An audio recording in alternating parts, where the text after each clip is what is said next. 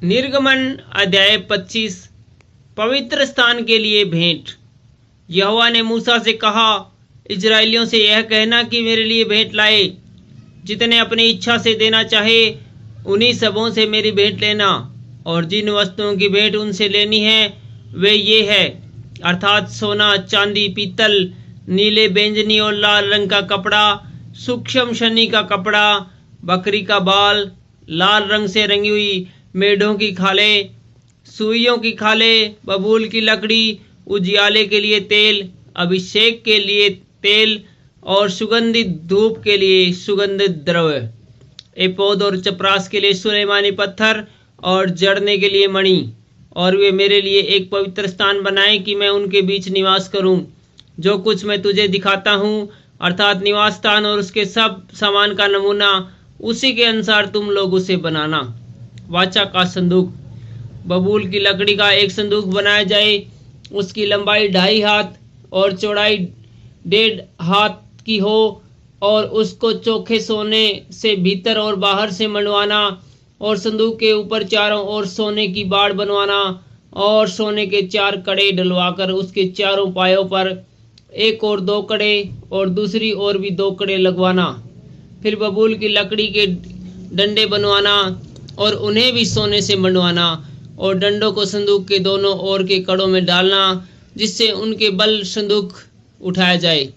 वे डंडे संदूक के कड़ों में लगे रहें और उससे अलग न किए जाएं।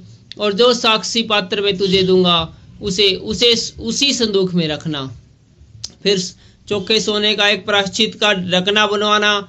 उसकी लंबाई 2.5 हाथ और चौड़ाई 1.5 हाथ की हो, और सोना ढालकर 2 करूब बनवाकर प्रायश्चित के ढकने के दोनों सिरों पर लगवाना। एक करूब पर एक सिरे पर और दूसरा करूब दूसरे सिरे पर लगवाना, और करूबों को और प्रायश्चित के ढकने को एक ही टुकड़े से बनाकर उसके दोनों सिरों पर लगवाना। उन करूबों के पंख ऊपर से ऐसे फैले बने कि प्रायश्चित का ढक्कन उनसे ढपा रहे, और उनके मुख आमने सामने और प्रायश्चित के ढकने की ओर रहे। और प्रायश्चित के ढकने को संदूक के ऊपर लगवाना, और जो साक्षी पत्र में तुझे दूंगा उसे संदूक के भीतर रखना। मैं उसके ऊपर रहकर तुझसे मिला करूंगा, और इजराइलियों के लिए जितनी आज्ञाएं मुझे तुझको देनी होगी उन सभी के विषय में प्रायश्चित के ढक्कन के ऊपर से और उन करूबों के बीच से जो साक्षी पत्र के संदूक पर होगे तुझसे वार्तालाप किया करूंगा। पवित्र मेज। फिर बबूल की लकड़ी की एक मेज बनवाना। उसकी लंबाई 2 हाथ, चौड़ाई 1 हाथ और ऊंचाई 1.5 हाथ की हो। उसे चोखे सोने से मंडवाना, और उसके चारों ओर सोने की एक बाड़ बनवाना, और उसके चारों ओर 4 अंगुल चौड़ी एक पटरी बनवाना, और इस पटरी के चारों ओर सोने की एक बाड़ बनवाना, और सोने के 4 कड़े बनवाकर मेज के उन चारों कोनों में लगवाना जो उसके चारों पायों में होंगे।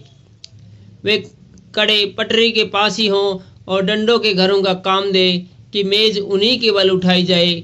डंडों को बबूल की लकड़ी के बनवाकर सोने से मंडवाना, और मेज उन्हीं से उठाई जाए।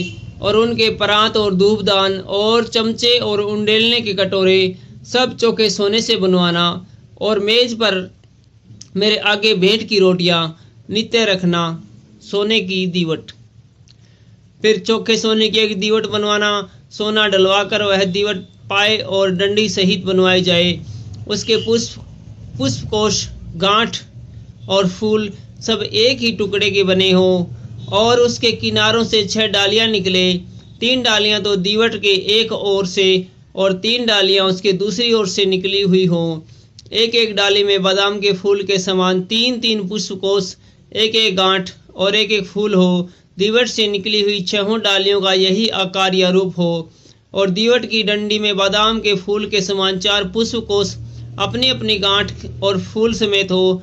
और दीवट से निकली हुई 6 डालियों में से 2-2 डालियों के नीचे एक एक गांठ हो। वे दीवट समेत एक ही टुकड़े के बने हुए हो। उनकी गांठें और डालियां सब दीवट समेत एक ही टुकड़े की हो। चोखा सोना डलवाकर पूरा दीवट एक ही टुकड़े का बनवाना, और 7 दीपक बनवाना, और दीपक जलाए जाए कि वे दीवट के सामने प्रकाश दे।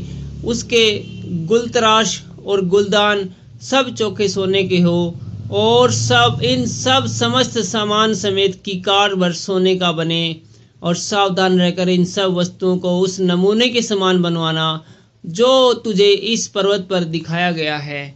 Thank you.